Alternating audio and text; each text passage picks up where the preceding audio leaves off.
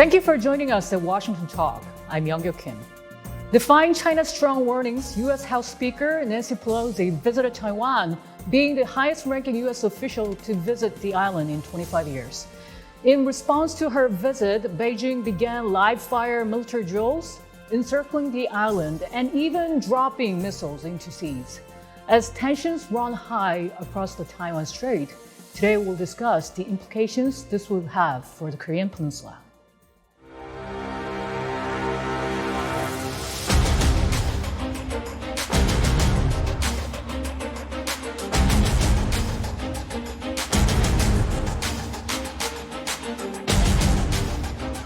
Democrats and Republicans, House and Senate, both sides of the aisle, united in our support for Taiwan.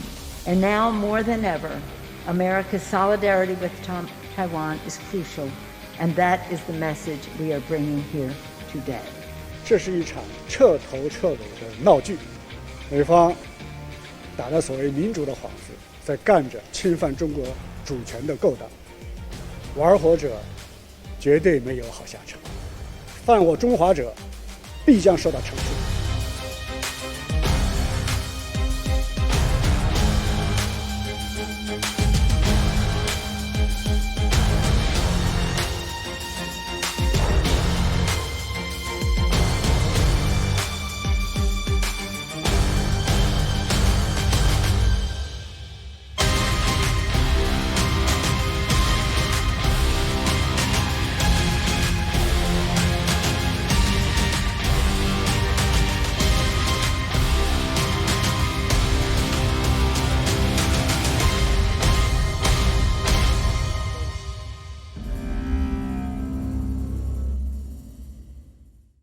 In the studio with me is Mitchell Reiss. Ambassador Reiss was Director of Policy Planning at the Department of State, reporting directly to then Secretary Colin Powell. He also served at the White House National Security Council. Also joining me is Mark Fitzpatrick, Associate Fellow and former Executive Director of International Institute for Strategic Studies, Americas. Mr. Fitzpatrick was Acting Deputy Assistant Secretary for Non-Proliferation at the State Department. Thank you so much for your time today. Good to have you both. Thank you. Happy to be here. First of all, House Speaker Nancy Pelosi has already left, but China is flexing its military muscles towards Taiwan. Some say this is unprecedented move for China, and the White House is saying the U.S. will not seek and does not want a crisis. Ambassador, if we step into the Biden administration's shoes, has the possibility of a crisis occurring across the Taiwan Strait become closer to being realized? Well, I don't think it has, actually. I think that tensions have increased in the last few days. The live fire exercises are, of course, worrisome. But if you look at China's social media, the rate of anti-Americanism, the heat from nationalists has declined, even within the last 24 hours. The Hang Seng Index in Hong Kong increased by almost 1.7% today. So I think that people are realizing that this is something that China has to do in order to respond to Pelosi's visit, but in fact, it will be something that will pass and that they will continue to have hopefully better relations, but at least a continuation of the status quo. Mm-hmm. Mr. Fitzpatrick, what's your thought, given China's massive show of force? Yeah, I think in a way we're lucky to have weathered this. I didn't think it would result in a military conflict, but people were talking about it in ways that we haven't been talking about it in 25 years. There was a real concern. And although China's show of force has been for demonstration purposes, it sets a new bar. Because now that they've done live firing all around the island, that could be the new norm. And the next time there's a crisis, the mainland will probably do the same and then escalate up from there. So even though we're in a better situation, we've averted the crisis, it's not so great. Mm-hmm. The White House says nothing changed about one China policy and the U.S. does not support Taiwan's independence.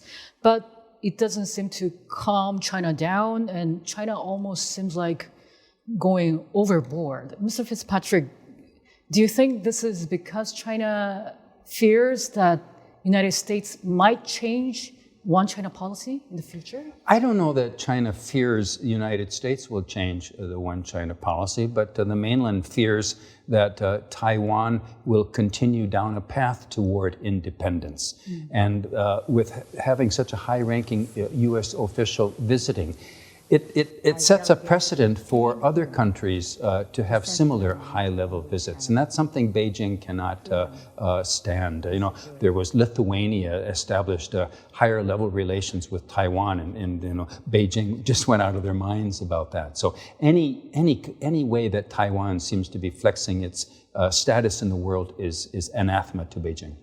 Ambassador, is there any likelihood that U.S. could change its one China policy? No, I don't think that there is. I don't think there's any indication that the Biden administration would ever do that.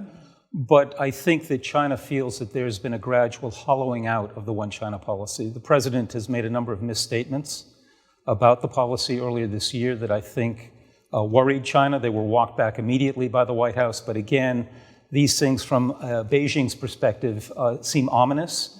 And I agree with Mark's comment. It sets a new precedent for the future. In the worst case scenario, if any military conflict occurs over the Taiwan Strait, President Biden earlier indicated the U.S. will get involved militarily to defend Taiwan. Ambassador, if that becomes really the case, will the potential conflict inevitably involve South Korea and Japan as well? Well, let's take those in turn. I think that the Japanese, to use your phrase, inevitably would be involved if there was a military conflict in Taiwan simply because of the use of U.S. forces in Okinawa, Japan's longstanding interest in the region. With South Korea, it's different. The U.S.-ROK treaty doesn't mandate any out-of-area commitments by South Korea, but it's likely that U.S. troops on the peninsula may be involved, and I would hope that the U.S. would consult with Seoul if that happened. So, Mr. Fitzpatrick, what's your thought on this?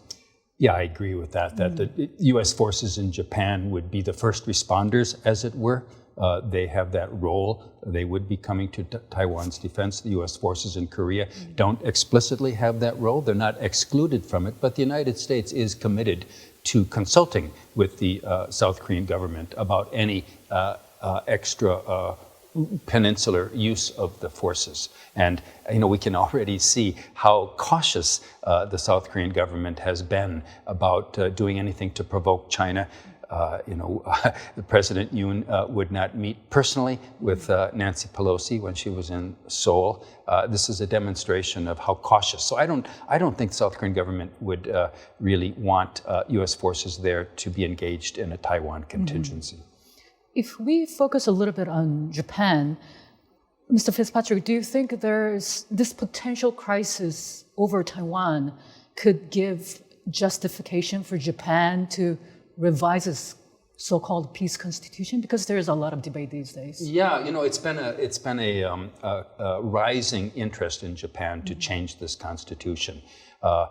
The assassination of former Prime Minister Shinzo Abe, who was a proponent of changing the constitution, I think strengthened the mood in Japan that it's really time to do that. And we saw that with the election in the upper house. The conservative parties took them a solid majority. Now they have the power to change the constitution, although it would still have to go through a popular referendum, and that might not pass there. But anyway, to answer your question, yes, I think that the dangers that we're seeing in the world, that the Japanese public is seeing, the Ukraine invasion was a big, powerful impact on Japan, and now the potential for a China attack on Taiwan is another impact. And then, 5 of the missiles that China fired fell into Japan's exclusive economic zone. So they're feeling a real pressure from China. I think that the trends over the last few decades have been pointing in this direction. And to add to what Mark said about the Ukraine war, I think people in Japan are looking to how Germany's responded. And of course, the Russian invasion has been a wake-up call for Germany. Even though they have quite a liberal government, they're increasing defense spending tremendously, and they're rethinking their defense posture. So I think that this is something that's happening because the world is changing. It's becoming a more dangerous place in many cases. And so I think it's a normal thing and a welcome thing from the West's perspective that Japan and Germany step up to assume more responsibility. Mm-hmm. And Japan has already hinted that it'll support Taiwan when there's a conflict. And some watchers say the Treaty of Mutual Cooperation and Security between the US and Japan could be invoked when a conflict erupts between Taiwan and China. Do you think this is true? I think it will naturally, because the U.S. forces in Japan, as we talked about, will be involved right away. And Japan has a role of supporting those troops, so they will be in this support role. Now, to what extent Japanese forces will be involved in any kind of a conflict is unknown. The Constitution does not permit it. The revisions, the interpretations of the Constitution don't permit it. But when I studied this, I reached the conclusion that Japanese policymakers, Japanese leaders will do whatever is necessary for the security of the country. Mm-hmm. If it's necessary for Japan to somehow be involved in a conflict, they'll do it, and then they'll interpret the Constitution as necessary. Mm-hmm. Do you have anything to add to that? I just want to add that there's a variety of ways in which Japan can be involved in a conflict short of actually sending troops into harm's way. There's intelligence cooperation. There is resupply operations. There's providing medical assistance if needed. So I think that there's a spectrum of assistance that the Japanese can offer that falls short of actually putting soldiers with the United States on the front lines. If Japan revises the peace constitution and their military becomes more active in the global stage in its role, how is Washington perceives this? Is it welcoming? Because many Asian countries, neighboring countries, and especially South Korea, are very worried about Japan's increasing role militarily on the global stage. I don't know a single Washington analyst or American analyst in general who follows these issues who would not welcome Japan becoming a normalized country when it comes to their military. Revising the Constitution to remove the prohibition on military will change de jure what is already a de facto situation where the Japanese have a very capable armed forces. Beyond changing the Constitution, there are issues such as, will Japan develop offensive strike capabilities? For example, to be able to preemptively take out a North Korean missile before it is launched. That is kind of separate from the constitutional change, but I think we would all also welcome this kind of offensive capabilities because Japan and the United States are such strong security partners that, having Japan as an ally with the real military only strengthens U.S. defense. Mm-hmm. I just add one other additional thought, which is that if countries in Asia are concerned about a rising Japan, the solution is very similar to what was done with Germany after World War II. Embed Japanese military power in a network of alliances. Mm-hmm. Okay, so this is exactly what happened, what France is concerned, Britain's concerned about Germany after World War II. That's why NATO was formed.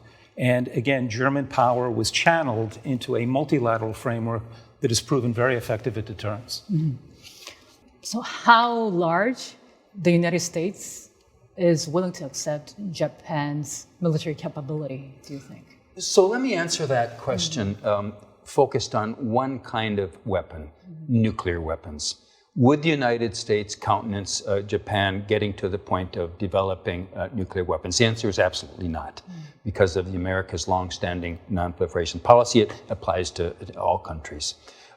But apart from that, I think that the United States would be pleased to see Japan have various capabilities, but always in tandem with the United States.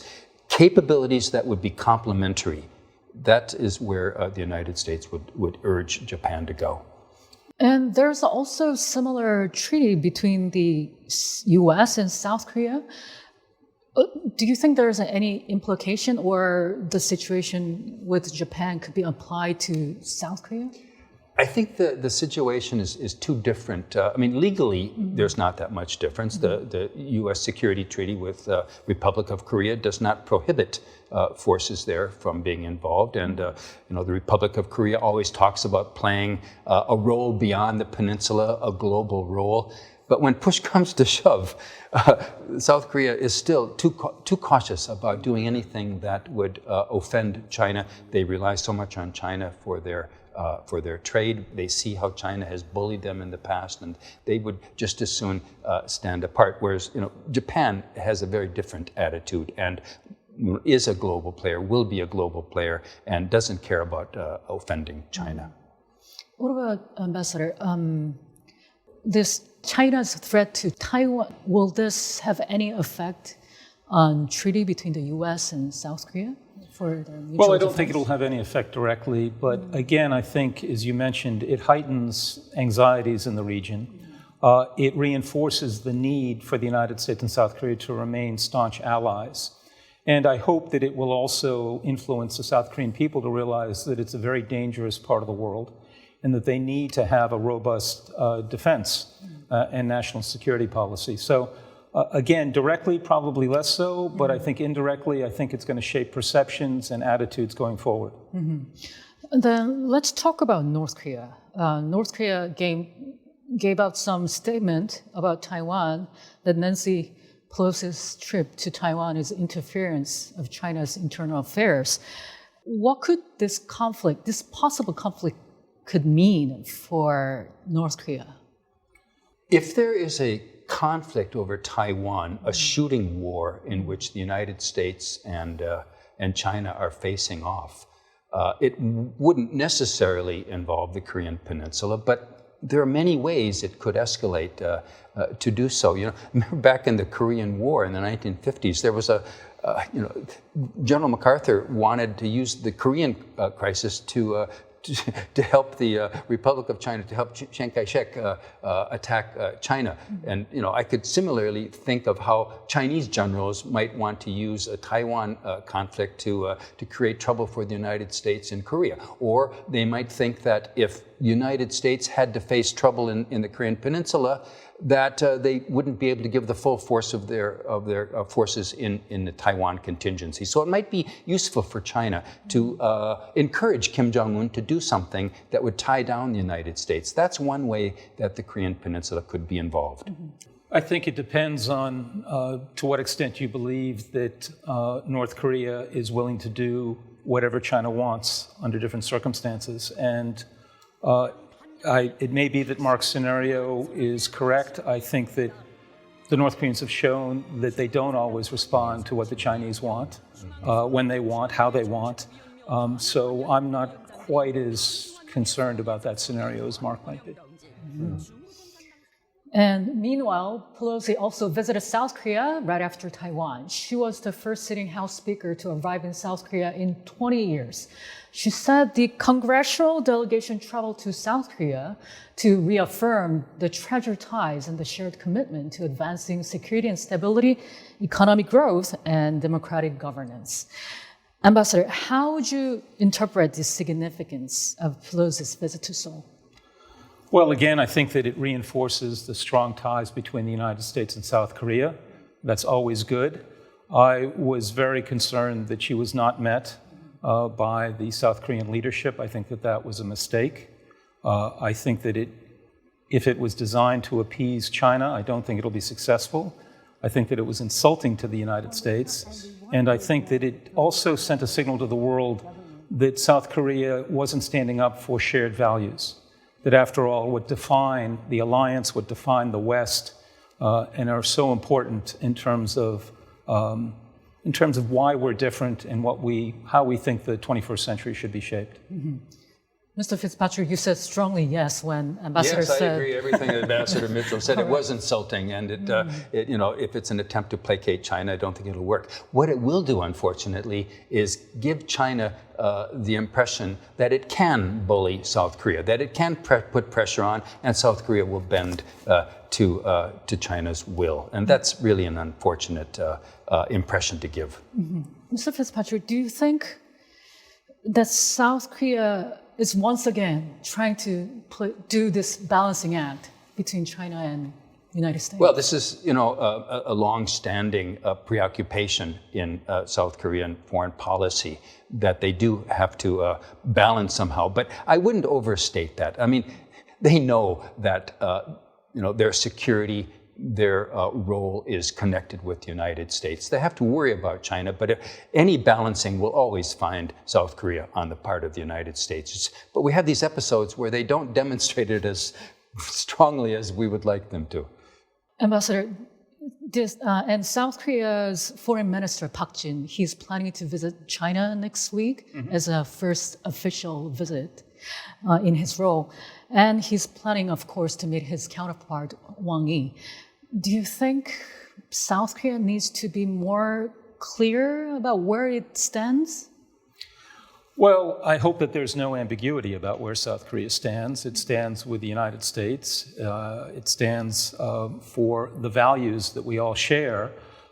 If there's any disagreements, I think it's best expressed with the Chinese in private. I think that's a better way for South Korea and for diplomacy in general to be conducted.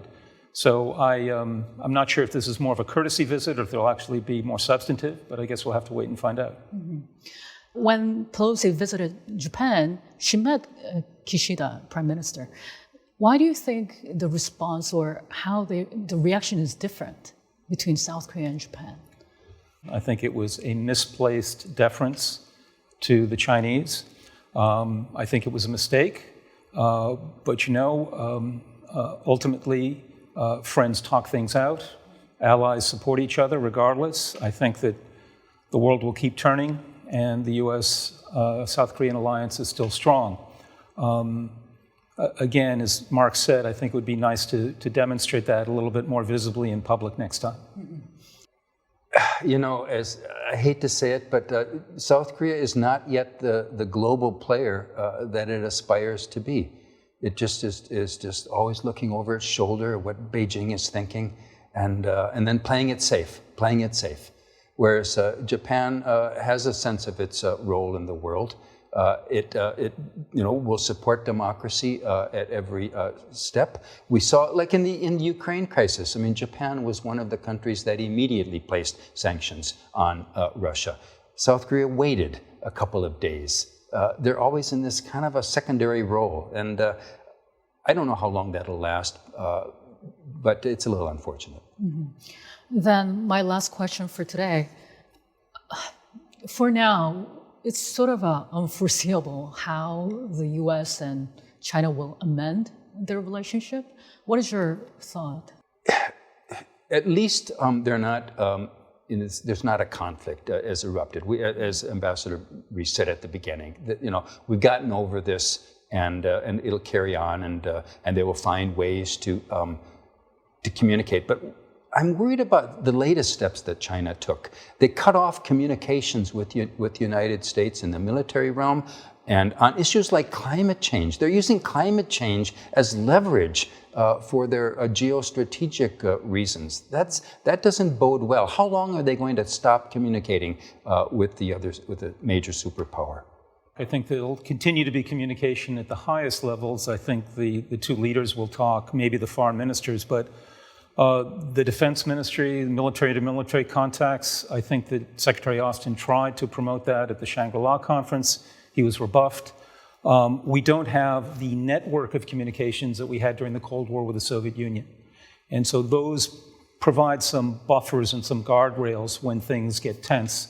And so I agree with Mark, is that they need to be constructed. I don't see that happening anytime soon. Mm-hmm. Both South Korea and Japan, the two main allies of the United States in East Asia, are concerned about repercussions that could follow Speaker Pelosi's visit to Taiwan. However, many people saw a stark contrast between how she was greeted in South Korea and how she was greeted in Japan. Ambassador Reiss and Mr. Fitzpatrick, thank you so much for your time today. Thanks for having us. Thank you. And this was my last show with Washington Talk. Thank you so much for joining us every week for the past 2 years. It was a great pleasure. Washington Talk will be back next week.